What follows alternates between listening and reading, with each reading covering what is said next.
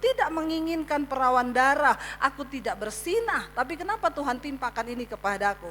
Ayub mulai menghitung semua kesalehannya dan dia mulai berpikir Tuhan tidak pantas menghukum aku dengan penghukuman yang seperti ini. Bukankah itu juga sering kita pikir?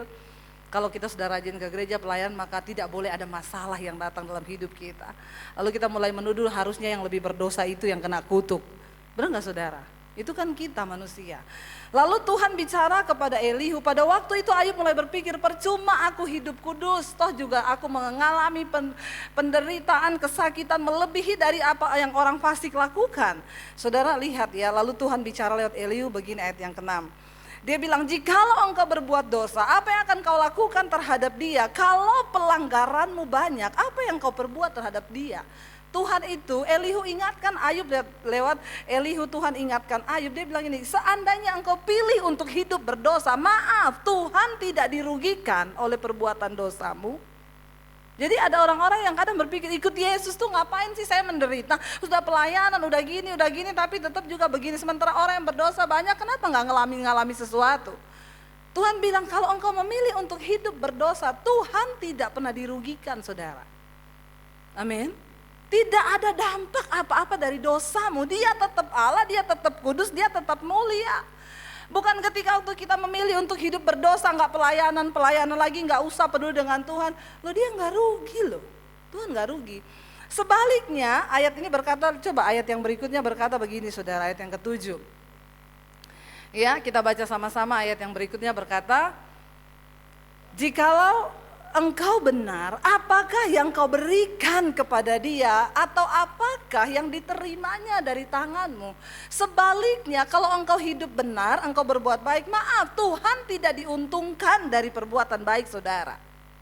Karena Alkitab berkata, perbuatan baik kita itu seperti kain kesumbah di hadapan Tuhan.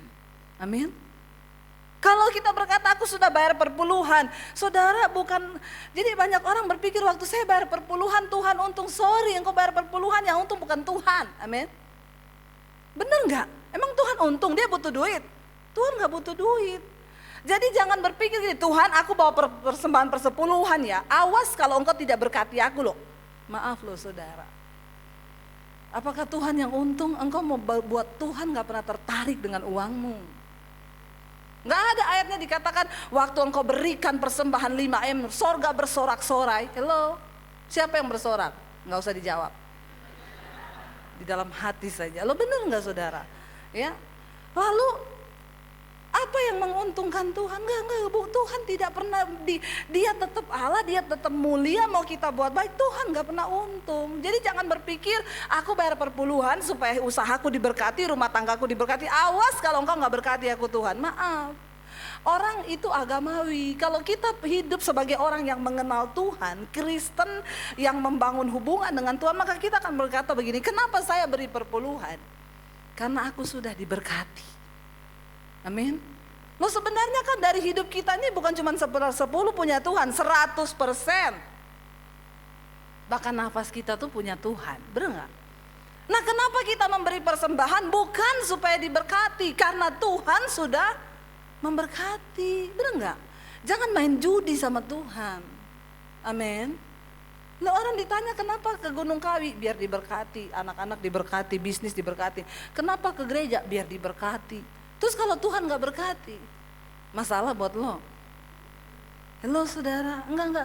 Kekristenan itu harus mencapai satu tingkat kedewasaan kita mengenal Tuhan dengan benar.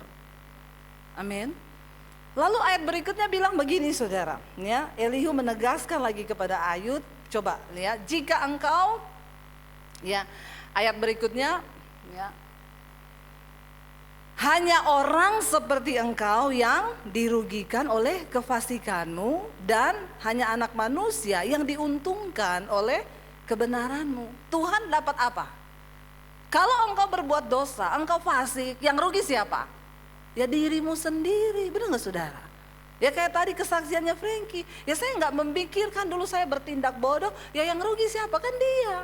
Emang Tuhan rugi sekarang? Pengikutnya Tuhan jadi sedikit karena Frankie jatuh? Kan enggak, benar gak saudara? Harganya mahal untuk dibayar. Makanya sebelum kita jatuh ya tadi dia pesan, pikir dulu. Karena setiap hal keputusan yang kau ambil itu ada resikonya. Ada risiko. Jadi sebelum melakukan sesuatu, Tuhan gak rugi kalau engkau berpilih untuk berbuat dosa. Sekarang ini ada banyak orang Kristen yang terus bermain-main dengan dosa. Sorry saudara, Tuhan gak rugi. Dan makanya ayat itu berkata, Yesus bilang begini, pada satu saat nanti aku akan berterus terang. Loh kenapa Tuhan baru berterus terang pada hari penghakiman? Apakah dia gak tahu selama ini kita berbuat dosa?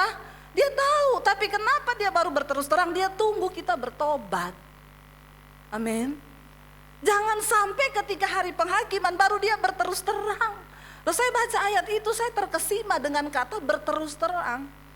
Loh kenapa Yesus baru berterus terang pada zaman akhir ketika di hadapan semua orang ada hamba-hamba Tuhan berkata, aku bernubuat demi namamu, aku sembuhkan orang sakit demi namamu, aku bangkitkan orang mati demi namamu. Lalu Tuhan bilang, aku tidak mengenal engkau, enyah engkau daripadaku, hai engkau pembuat kejahatan. Maaf, Tuhan Yesus berkata, saat itulah aku akan berterus terang kepadamu. Loh kenapa Tuhan gak berterus terang dari sekarang? Apakah karena dia gak tahu? Dia tahu.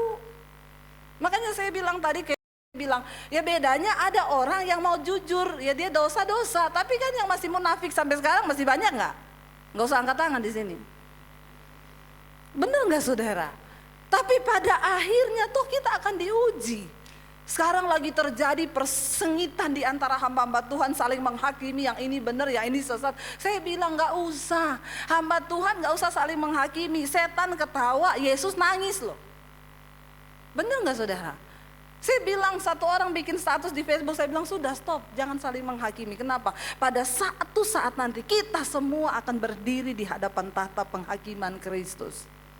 Lalu disitulah Tuhan akan berterus terang. Sekarang dia belum terus terang. Ya, jadi orang-orang pada tanya sama saya, Bu ini yang benar pendetanya yang mana sih? Ini gerejanya yang benar yang mana? Saya bilang ikut Yesus saja. Ya, enggak usah lihat-lihat kanan kiri, nanti engkau bingung sendiri. Lah saya mau harus ikut yang mana ini Bu? Ya ikut Yesus. Makanya jangan lihat manusia, amin. Apa itu Kristen? Ya engkau mengenal Tuhan, engkau mengenal Bapamu siapa. Satu saat Tuhan bilang semua akan ditunggang balikan. Tidak ada satu gereja, tidak ada satu denominasi yang akan berdiri. Supaya kita hanya melihat bahwa kebenaran itu hanya ada pada Tuhan. Dan bukan apa-apa, di akhir zaman ini semua kemunafikan akan dibongkar sama Tuhan. Jadi saudara mending kita hidup lurus-lurus aja.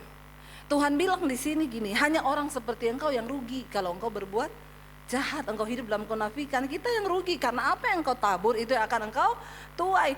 Dan hanya anak manusia yang diuntungkan oleh perbuatan baikmu. Tuhan gak untung. Tuhan gak pernah untung saudara. Ya hanya manusia, sesamamu manusia yang untung karena perbuatan baikmu, bukan Tuhan. Lalu ayat berikutnya ini saudara yang saya tangkap waktu saya lagi bertanya kenapa kami yang kecelakaan, kenapa kami yang gini. Tuhan itu Alkitab bilang begini, orang menjerit oleh karena banyaknya penindasan, berteriak minta tolong oleh karena kekerasan orang-orang yang berkuasa. Tetapi apa ayat yang berikutnya berkata, tapi tidak ada. Coba lanjut ayat yang berikutnya. Ini multimedianya harus dikasih minum susu yang banyak ini, biar agak cepat ya. Tetapi orang tidak bertanya, di mana Allah yang apa? Yang membuat aku dan yang memberi nyanyian pujian di waktu malam. Sering kali kita semua hanya menjerit mencari Tuhan waktu kita dalam kesesakan. Benar nggak? Kita harapkan pertolongannya, kita harapkan campur tangannya. Tetapi ayat ini berkata, tidak ada yang bertanya, di mana pribadimu Tuhan? Aku rindu kenal engkau, aku tidak butuh apa-apa tapi cuma pengen kenal pribadimu.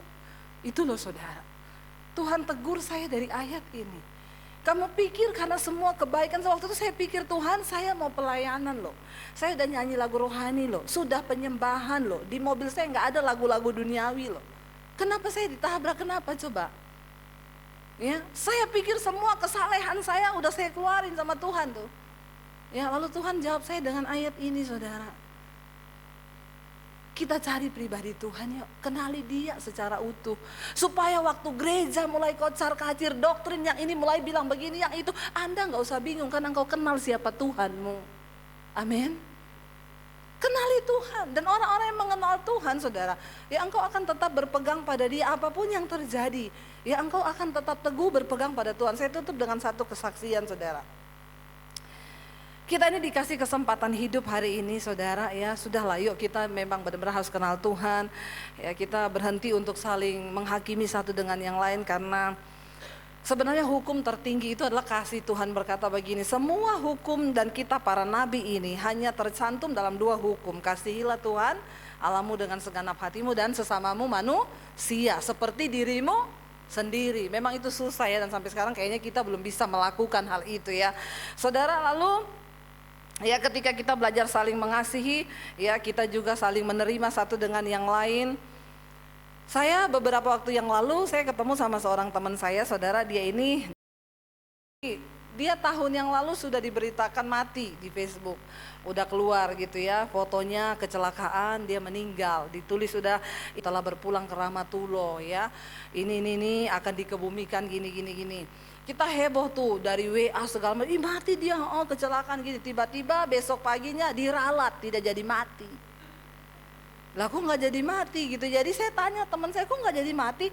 Nggak tahu, kayaknya miss deh, kok belum jelas kabarnya, tapi orang sudah memberitakan. Ya udahlah, udah saya nggak pusing ya. Berapa waktu lalu saya ketemu dia di Jakarta, saudara. Waktu saya ketemu gitu, saya tahu tuh Tuhan memang mempertemukan kami. Waktu ketemu saya, kamu dulu kan udah mati, kenapa nggak jadi mati? Saya bilang gitu ya. Lalu dia bilang sama saya gini, Dep, bener loh, saya udah mati loh, 48 menit saya mati. Ceritanya gimana? Kamu cerita sama saya yuk. Memang bukan kebetulan nih kita ketemu. Lalu dia bersaksi. Saya bilang, kamu pernah mati 48 menit, pasti kamu mengalami sesuatu.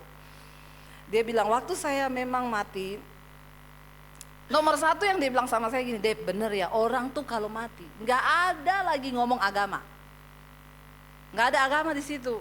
Saya bilang, memang lu baru tahu, makanya kan kita nggak pernah bela-bela agama, apalagi sampai berjilid-jilid. Ya, nggak usah bela agama, saudara, kan agama tidak akan menyelamatkan orang, termasuk agama Kristen. Amin. Kenapa nggak ada amin? Yang kenceng aminnya. Supaya saudara itu bangun dari tidur, jangan cuma puas jadi Kristen, tapi kenal Tuhan dengan benar. Lalu saya bilang, emang nggak ada? Iya, jadi ceritanya gini deh, waktu saya mati, saya lihat jasad saya tergeletak di jalan raya, itu berdarah-darah. Saya lihat istri saya datang, saya lihat teman-teman datang pada nangis gitu ya, tapi itu nggak lama. Tiba-tiba ada 2 orang pakai baju putih jemput saya. Ya, jadi saudara, dia bilang gini, memang dia udah mati karena istrinya tuh dokter loh. Masa dokter nggak tahu kalau dia mati apa enggak? Istrinya dokter, dia sudah dibawa di rumah sakit, istrinya juga udah periksa dia, ya udah ditetapkan mati. Sudah dikabarin semua keluarga bahwa dia meninggal, sudah bikin tenda di rumah. Sudah diumumin di masjid, innalillahi wa inna ilaihi rajiun, karena dia laki-laki dikatakan almarhum akan dikebumikan ya. Kalau perempuan almarhumah, kalau banci aluminium. Jadi jangan jadi banci ya, karena Anda sebutannya nanti aluminium. Aluminium itu cuma buat bikin lemari ya, tidak ada tempat di sorga. Bertobat. Lalu sudah diumumin, saudara, udah dibikin tenda segala macam, tiba-tiba dia hidup. Jadi dia cerita gini, dia dibawa di tingkat langit pertama. Dia bilang di tingkat langit pertama itu, Dep, yang saya lihat orang-orang yang sudah mati. Semua, mama saya, papa saya, teman-teman yang udah mati. Terus kamu bisa ngobrol? Enggak, saya nggak bisa ngomong sama mereka. Tapi ada ekspresi, ada yang tersenyum, ada yang menangis, ada yang tersiksa. Mungkin sesuai amal perbuatan mereka di dunia. Ya, saya nggak bisa ngomong, cuma lihat aja mereka. Lalu tiba-tiba saya dibawa lagi naik sampai ke tingkat langit ke-7. Nah, waktu sampai di tingkat langit ke-7, dia bilang saya melihat cahaya. Lalu di situ saya disuruh pulang. Ada suara yang berkata, kamu belum saatnya mati, pulang kamu ke bumi. Lalu saya balik lagi ke bumi. Saya tahan dia gini, tunggu dulu. Kamu sampai di tingkat langit ke-7, kamu bilang kamu ketemu cahaya. Kamu ketemu dengan Sang Maha Kuasa berarti, karena dia suruh kamu pulang lalu kamu hidup lagi. Pertanyaan saya, di langit ke-7 itu kamu lihat sosok siapa? Ini penting buat kita, bener gak saudara? Mumpung dia kan udah kesana kan? Jadi kita gak usah pergi ke sana dulu kan? Sampai mau pergi ke sana cari tahu. Ya, iya, kalau kita pergi masih balik, kalau nggak balik cilaka saudara. Bener nggak ya? Mumpung dia udah ke sana, jadi saya desak dia, dia sudah sampai di tempat yang maha kuasa loh, yang suruh dia pulang lagi. Saya bilang, ada siapa yang kamu lihat? Cerita dong, Sumbokong kah di sana? Lo bener nggak saudara? Atau si buta dari Goa Hantu atau Nyi Roro Kidul, kan penting buat kita. Dia sebenarnya tadinya nggak mau cerita karena dia memang bukan agama Kristen, dia dari seberang. Dia bilang gini, Deb, iya saya lihat sosok di sana. Siapa yang kamu lihat? Ngomong cepet, siapa? Dengan suara yang sedikit pelan dia bilang, iya saya lihat sosok di sana. Kamu tahu siapa yang berdiri di sana? Isa Al-Masih. Tepuk tangan buat Tuhan kita. Saudara, kita sudah datang ke tempat yang benar. Engkau sudah menuju kepada iman yang benar. Orang yang bukan Kristen telah bersaksi, dia sampai ke tempat yang bisa suruh dia pulang dan dia lihat ada Tuhan Yesus yang berdiri di sana. Jangan sampai kita sudah sampai di tempat yang benar tapi kita semua tidak mencapai tujuan kita nanti. Amin. Pengenalan yang benar akan Tuhan harusnya membawa iman kita semakin cinta Tuhan. Kita bukan ini, saya nggak mau berdosa, kenapa takut masuk neraka? Nggak usah. Kenapa kita nggak mau berbuat dosa? Karena kita nggak mau lukai hati Tuhan. Bener nggak? Loh, kalau kita mau berhubungan intim dengan Tuhan, Tuhan tuh bicara kok sama kita. Tuhan tuh kasih tahu di dalam hati nurani kita ada hukum-hukum Tuhan. Karena Alkitab berkata, ayat firman Tuhan bilang, aku menulis hukum-hukumku di dalam hati nurani manusia. Saudara tahu ada yang dijamret di Cempaka Putih dulu, perempuan yang lagi naik motor, tasnya ditarik. Itu nggak ketangkap polisi pelakunya karena polisi bilang cuman ketangkap dari CCTV, jaketnya warna merah tapi plat nomornya nggak ketangkap karena jauh sekali. Tiba-tiba kenapa dia bisa ketangkap saudara? 3 hari waktu dia lihat berita itu perempuan mati, 3 hari dia nggak pulang ke rumah, dia dikejar sama hati nuraninya. Dia tertuduh merasa berdosa. Loh, siapa yang bicara di hati nurani kita? Itu Tuhan, karena dia menaruh hukumnya di dalam hati nurani kita. Mau engkau ke gereja, mau engkau ke masjid, mau engkau kemanapun, Tuhan itu sudah taruh hukumnya. Ada di dalam hati setiap manusia. Jadi waktu kita mau buat dosa itu sebenarnya Tuhan udah bicara.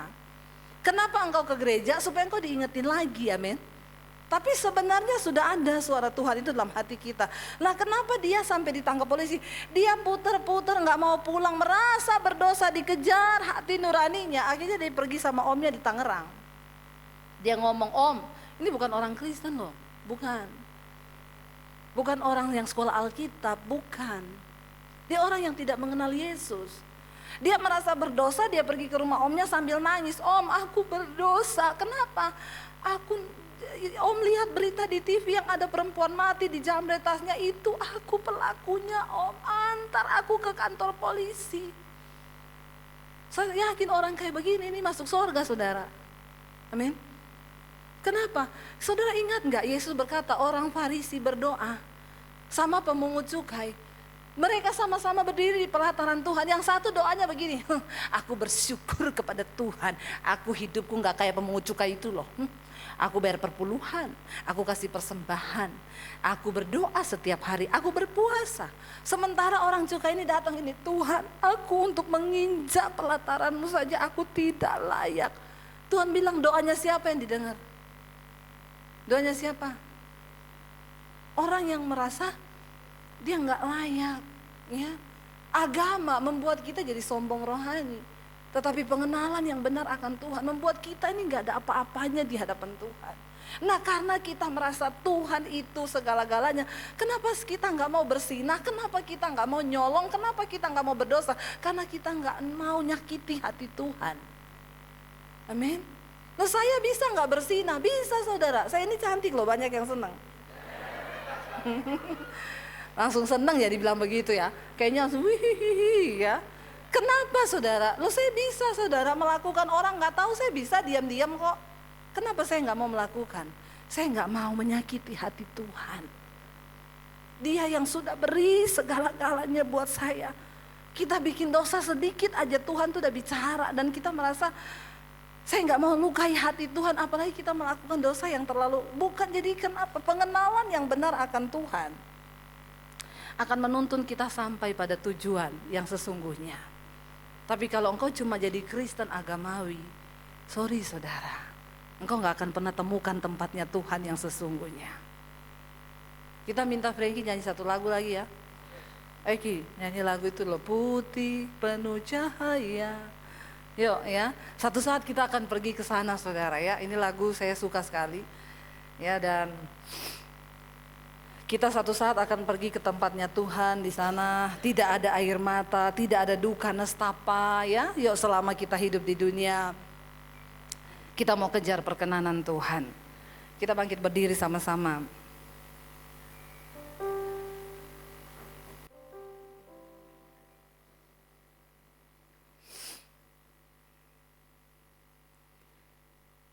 Bawa kami Tuhan untuk sungguh-sungguh melihat kemuliaan-Mu.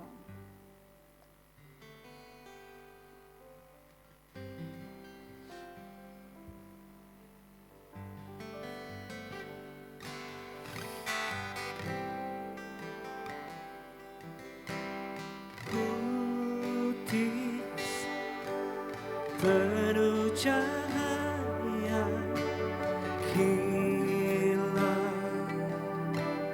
batu permata, tempat yang indah di sana.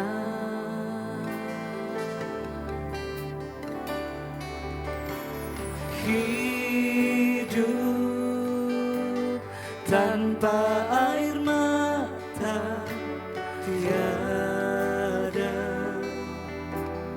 duka nestapa selamanya bersama Dia.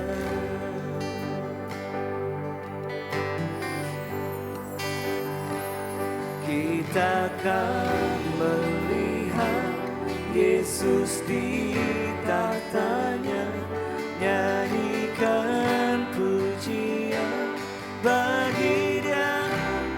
Kudus, kuduslah Tuhan,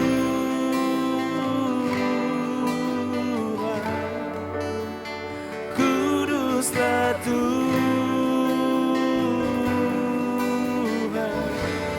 kudus, kuduslah Tuhan,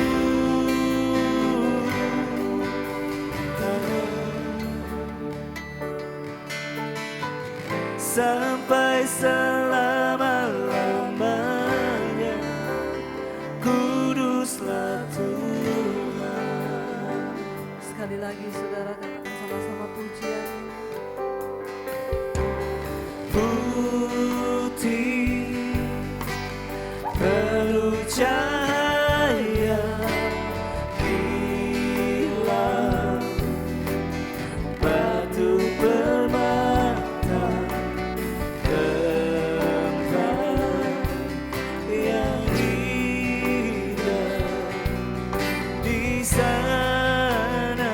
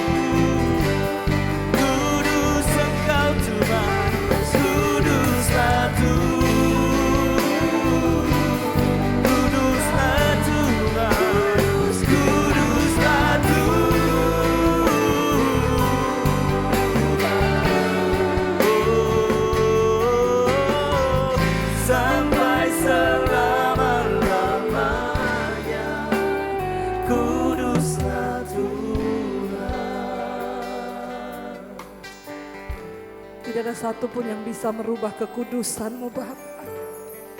Kami menyembah Tuhan yang kudus. Engkau Allah yang kudus. Kami bersyukur buat malam ini Bapa. Kami tahu Engkau terus mengasihi kami. Engkau angkat ketika kami jatuh. Engkau tegakkan tangan, Engkau tegakkan kaki kami. Engkau tidak pernah membiarkan kami jatuh sampai tergeletak Tuhan. Kasih-Mu yang mengangkat kami. Malam ini Tuhan Yesus kami sama-sama berdoa buat saudara kami. Buat Frankie Tuhan, mari kita arahkan tangan saudara. Terima kasih Bapak, Engkau sudah percayakan banyak hal dalam kehidupan. Kami tahu Tuhan tidak akan pernah membiarkan dia berhenti untuk melayani Engkau.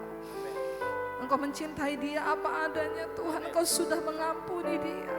Kami berdoa pakai hidupnya terus Tuhan. Pakai dia untuk terus memberitakan, untuk terus berkarya bagi kemuliaan hormat bagi nama-Mu Bapa. Kami tahu Engkau peluk dia Tuhan dengan kasih-Mu. Engkau tidak pernah tinggalkan dia, berkati apapun yang hari-hari ini sedang dia kerjakan. Bawa dia Tuhan terus di dalam pengenalan yang benar akan Engkau Bapa.